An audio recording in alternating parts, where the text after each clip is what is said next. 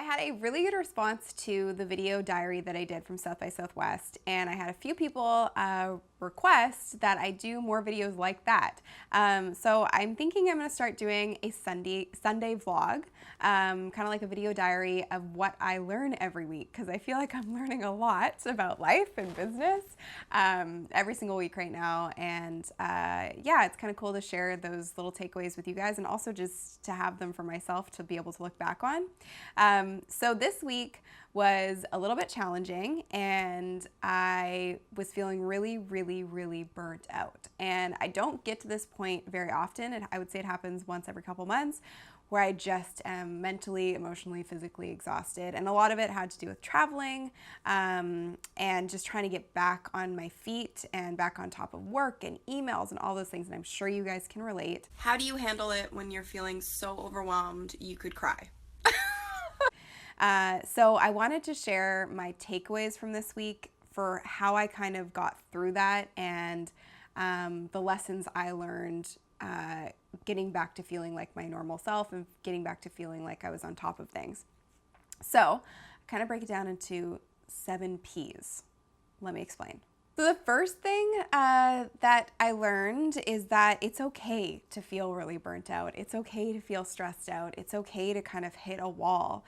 And I think sometimes I get really stubborn and I just want to power through and continue to work and continue to please everybody in my life and say yes to everything. But permission is the biggest thing that I learned this week, is giving myself permission to say, hey, you're really stressed out, you're really burnt out. Maybe give yourself a second to breathe and to just admit to your weakness and to being a little vulnerable right now. So owning it and giving myself permission, giving yourself permission to say, I'm really tired.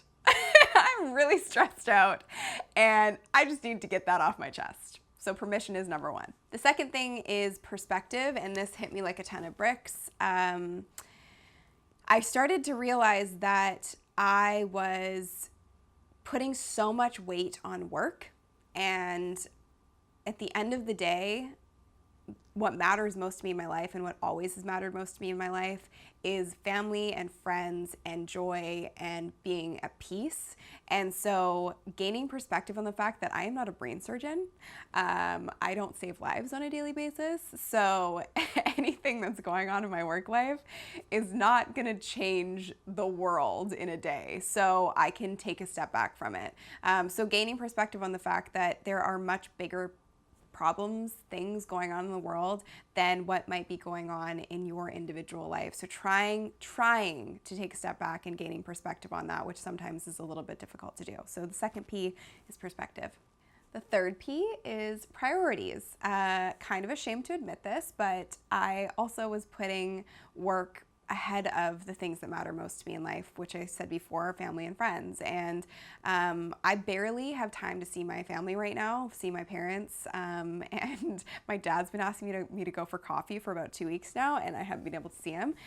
That you, every week, spend 15 minutes, half an hour with your dad. And I value those relationships more than anything. So I needed to figure out my priorities and say no to a lot of things that I had said yes to, which I feel guilty about, but I have to let that go because I need to focus on the people that I love and that I trust and that I want in my life and that I want to continue to build relationships with. So yeah, I think prioritizing the things that matter most to me above meetings with complete strangers. And as much as I want to meet with everybody who asks for help or wants to work with me or whatever else, sometimes I have to realize that it's not possible to do that without sacrificing the bigger picture. So prioritize and priorities, I guess. Number 4, this is a tough one for me, and I'm sure for a lot of you, is asking for help. So I'm calling this one please. Yes, just asking people for help is not something I'm great at doing. I like to take everything out on myself, and I like to fix everything myself.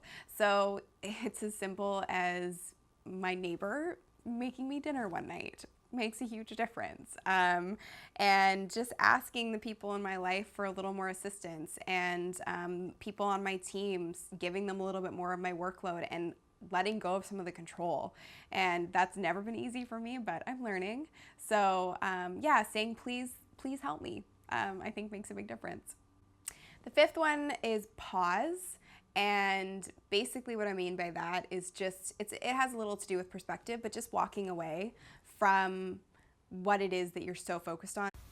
Digital detox starts right now. And so for me, I was just kind of very overwhelmed with my inbox, my email inbox. So I just walked away and I went for a walk, and I just didn't bring my phone with me. I left it at home, and I just got out of my house and got some fresh air. And so for me, that's hitting the pause button. For you, that could be going for a run, whatever it is that you can do to take your mind off of the tasks at hand and to just get a breather is really important. So press pause for a second. The sixth P is play, which we all love, and that really is doing what you love. What makes you happy? What makes you smile? Doing more of that. So maybe you have a hobby. For me, I love working out. That's one of my favorite things to do, and it gives me a lot of mental clarity. But something that I've recently gotten back into is dancing.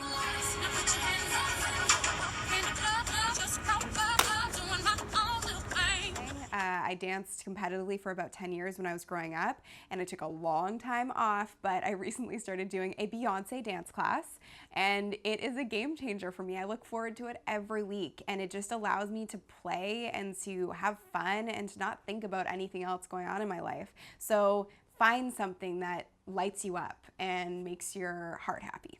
And the seventh P, and probably the most important, is pamper.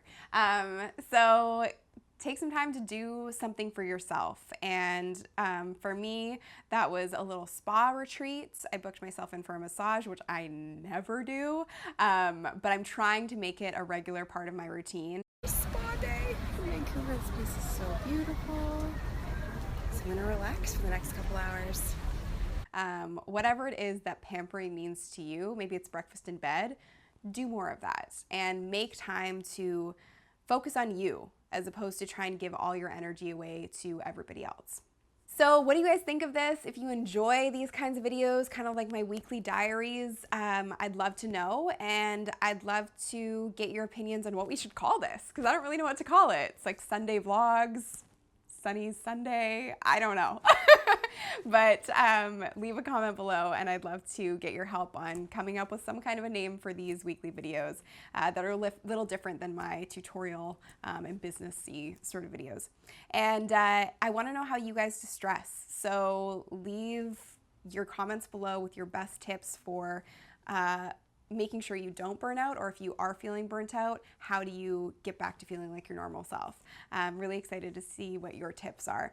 If you guys like this video, please hit the like button below and subscribe, and it'd be great if you share it.